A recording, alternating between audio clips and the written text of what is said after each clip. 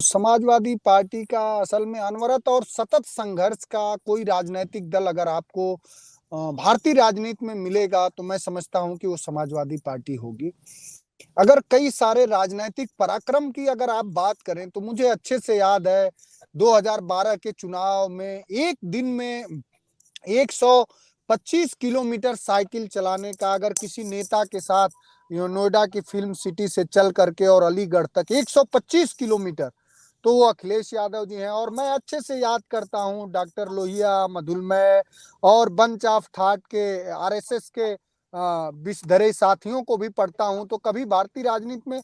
ऐसा कोई नहीं मिला जो कि 440 किलोमीटर की रथ यात्रा एक दिन में भी करता हो और एक दिन सुबह के 10 बजे चलता हो और दूसरे दिन सुबह 4 बजे अपने घर पे जब उतरता हो तो भी लोगों का हुजूम उसे न छोड़ता हो। ये सवाल सिर्फ जैसा कि हेमंत सर बता रहे थे कि उत्तर प्रदेश में बड़े-बड़े पंडित, विद्वान ये मानने और समझने में अभी ये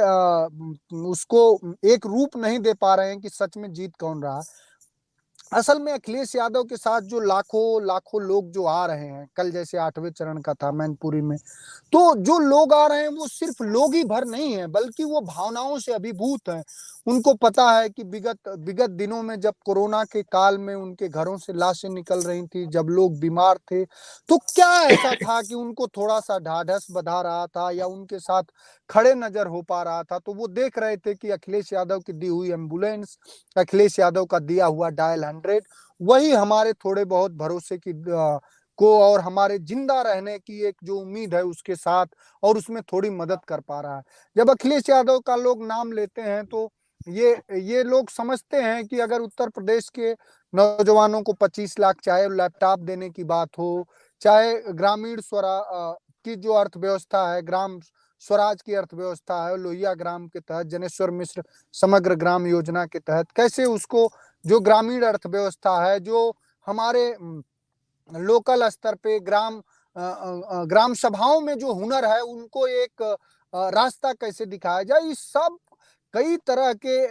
इन सब आयामों पे हमारी सरकार ने काम किया था। और जब इस सरकार से उसका आकलन करते हैं तो वो ये सोचते हैं कि जो लोग ये कहते थे कि बुलेट ट्रेन आएगी, उन लोगों ने तो रेल की पटरियां तक बेच दी। जो लोग ये कहते थे कि हवाई चप्पल वाले हवाई जहाज से चलेंगे, उन लोगों ने जहाज बेच दी। तो जो लोग ये कहते थे कि अच्छे दिन आएंगे तो डीजल पेट्रोल की कीमत 100 रुपए के पार है। जो पार्टी ये विचारधारा रखती थी कि रुपया ही सिर्फ नहीं गिरता है, रुपया गिरने से पूरे देश के मान सम्मान और प्रतिष्ठा भी गिरती है, वो लोग अब क्यों नहीं सवाल खड़ा करते हैं।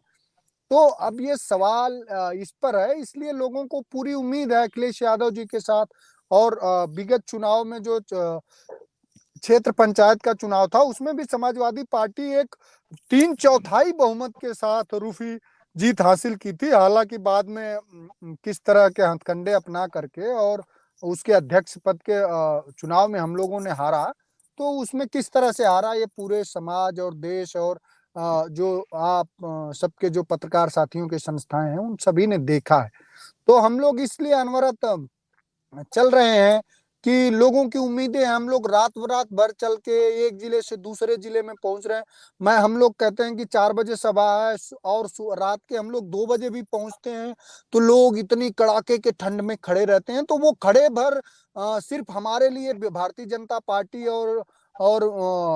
नफरती जो उनके समूह हैं उनके हमारे लिए वो डेटा भर नहीं है, वो हमारे लिए जीवन है, हमारी उम्मीद है। और समाजवादी पार्टी हर तरीका और हर दृष्टिकोण वही अपनाना चाहती है जिससे उत्तर प्रदेश के 24 करोड़ जनमानस के जीवन में खुशहाली कैसे आए, उनके नौजवानों को रोजगार कैसे मिले, बेटियां सही मायने में सुरक्षित कैसे हों। अगर कोई गलती करे वो भले ही समाजवादी पार्टी का ही क्यों ना हो तो उसे जिम्मेदार ठहराया जाए।